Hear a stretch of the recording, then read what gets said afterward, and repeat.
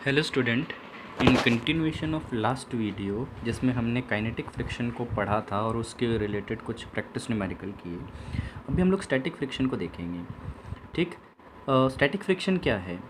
Acts when there is a tendency of relative motion. किसी object में move करने की टेंडेंसी है, object is not in motion.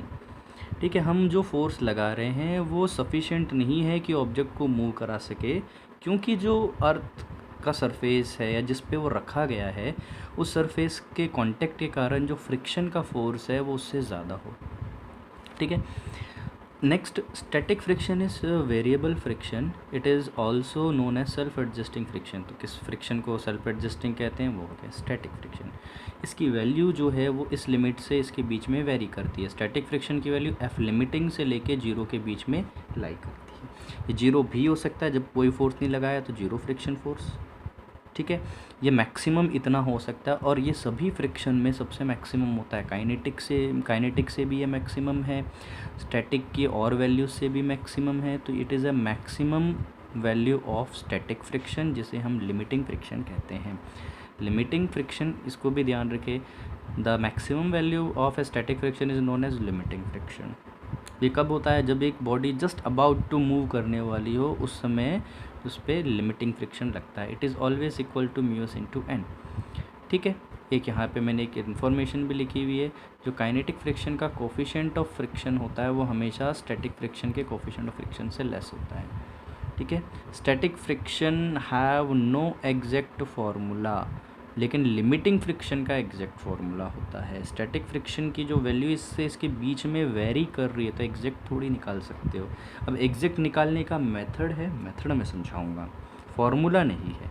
Direction opposite to the tendency of relative motion. जिस direction में move करने की टेंडेंसी है उसके अपोजिट डायरेक्शन में एक्ट करेगा। ठीक है, मतलब अप्लाइड फोर्स। अब यहाँ अप्लाइड फोर्स को भी थोड़ा कॉन्सेप्चुअली समझिए।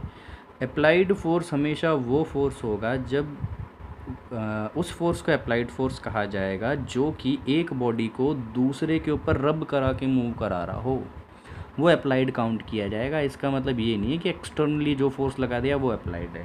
ठीक है, कुछ केस ऐसे देखने को मिलेंगे, मैं यहीं को रिलेटिवली समझा देता हूँ अप्लाइड फोर्स। जैसे देखो, इन दो सरफेस का कांटेक्ट हो रहा है, तो क्या ये फोर्स ये अप्लाइड हो सकता है? क्या ये इस सरफेस के साथ इसे रब करके मूव कराएगा? नहीं कराएगा। ना ही ये नॉर्मल रिएक्शन इस ये जो कांटेक्ट हो रहा है 4 kg का इसके साथ दूसरे ऑब्जेक्ट के साथ, इसके ऊपर रब करके मूव करा पा रहा है? नहीं। ये फोर्स करा रहा है तो ये अप्लाइड फोर्स। अब जरा इतना गौर क्यों कर रहा हूँ, एक एग्जांपल समझना, और ये आगे आप लोग समझोगे भी। It was a question in IIT के अंदर आया हुआ क्वेश्चन है।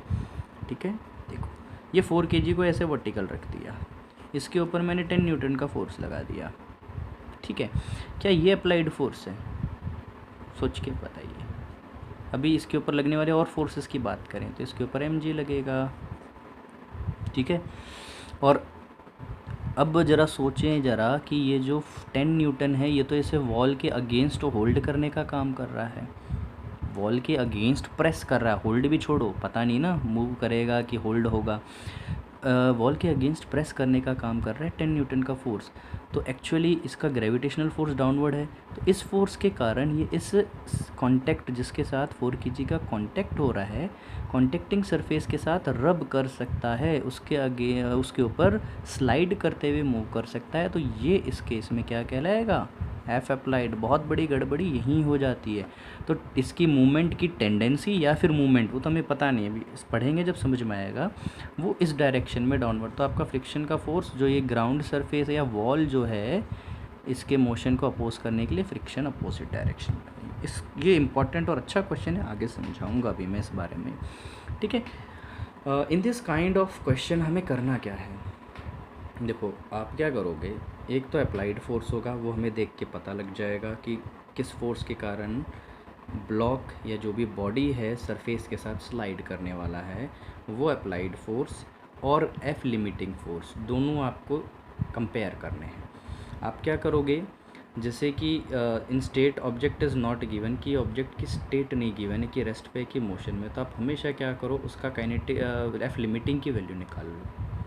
ठीक, एफ लिमिटिंग की वैल्यू को निकाल के देखें। आप ये जानते हो अगर फ्रिक्शन का फोर्स अप्लाइड फोर्स से ज़्यादा होगा तो ऑब्जेक्ट मूव नहीं करने वाला, ठीक है। तो पहली बात तो ये समझ में आ जाएगी व्हेन द वैल्यू, और दूसरी बात फ्रिक्शन का फोर्स होगा किसके इक्वल, आप देखना कि लिमिटिंग फ्रिक्शन और अप्लाइड फ्रिक्शन, इनमें से जो कम है ना वो आपका होगा हमेशा फ्रिक्शन फोर्स, जो भी कम है वो फ्रिक्शन फोर्स, ठीक है।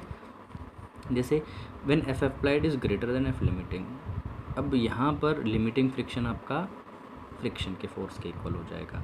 अगर अप्लाइड फोर्स लेस होता तो अप्लाइड फोर्स लिमिटिंग फ्रिक्शन के, अप्लाइड फोर्स जो है फ्रिक्शन का फोर्स हो जाता है। मतलब हमें हमेशा क्या करना है, लिमिटिंग फ्रिक्शन की वैल्यू तो कैलकुलेट करनी ही है। अगर स्टेट नहीं दे रखी है, अगर बोल रहा है मोशन में, तब तो काइनेटिक निकालना है, उसकी वैल्यू फिक्स होती है। लेकिन स्टेट नहीं दे रखी है तो आप हमेशा लिमिटिंग फ्रिक्शन निकालो, फिर उसको अप्लाइड से कंपेयर करो। इन दोनों में से जो छोटा होगा वो आपकी फ्रिक्शन की वैल्यू होगी, ठीक है, वो आपकी स्टैटिक फ्रिक्शन की वैल्यू होगी, ठीक है। सेकंड थिंग, अब एक बात समझ में क्या आती है कि ऑब्जेक्ट मोशन में कब आएगा, जब आपका फ्रिक्शन फोर्स छोटा हो अप्लाइड फोर्स से, या फिर कहीं अप्लाई किया गया फोर्स फ्रिक्शन फोर्स से ज़्यादा हो। फ्रिक्शन फोर्स की मैक्सिमम वैल्यू मतलब लिमिटिंग फ्रिक्शन, तो जब अप्लाइड फोर्स लिमिटिंग फ्रिक्शन से ज़्यादा हो जाए तो ऑब्जेक्ट मूव करेगा, ठीक है। Under the case of motion kinetic friction को लगाएंगे। लेकिन अगर लिमिटिंग फ्रिक्शन अप्लाइड फोर्स से ज़्यादा हो जाए, या फिर हम उल्टा कहें जो अप्लाई किया गया फोर्स लिमिटिंग फ्रिक्शन से कम है, लिमिटिंग फ्रिक्शन का मतलब याद रखा है आप लोगों को, it is the maximum value of static friction, it is the maximum value of static friction. है ये स्टैटिक फ्रिक्शन बट उसकी मैक्सिमम वैल्यू, उसका एक स्पेशली हम बोलते हैं, टर्म बोलते हैं लिमिटिंग फ्रिक्शन। ऐसी अगर कंडीशन होती है जब फ्रिक्शन से कम ही फोर्स लगा रहे हो तो ऑब्जेक्ट मूव थोड़ी हो पाएगा, वो तो अपोज करके इसे स्टॉप कर देगा, स्टॉप ही रखेगा, रेस्ट पे रहेगी, ठीक है। और इस केस में कौन कम है, अप्लाइड, तो अप्लाइड फ्रिक्शन होगा, ठीक है। स्टैटिक फ्रिक्शन की वैल्यू अप्लाइड के बराबर रहेगी। क्वेश्चन से समझते हैं, ज़्यादा क्लियर आएगा, ठीक है। अब आप इसमें देखो कि ये वाला फोर्स अप्लाइड होगा, पहले तो अप्लाइड आइडेंटिफाई करो। ये फोर्स और ये फोर्स रब करके सरफेस के अगेंस्ट मूव नहीं करा सकते, सरफेस पर स्लाइड नहीं करवा सकते। स्लाइड का मतलब समझ जाओगे, ये सरफेस पे स्लाइड नहीं करा सकते, सिर्फ ये फोर्स करा सकता है, तो this is our applied force. तो फ्रिक्शन किस डायरेक्शन में होगा, इस सरफेस से ये ऐसा अप्लाइड फोर्स है, अपोजिट डायरेक्शन में ये आ गया आपका फ्रिक्शन का फोर्स। अब इसमें स्टेट ऑफ रेस्ट या स्टेट ऑफ मोशन नहीं दे रखी है ना, स्टेट ही नहीं दे रखी है, तो हम सबसे पहले लिमिटिंग फ्रिक्शन की वैल्यू निकालते हैं। लिमिटिंग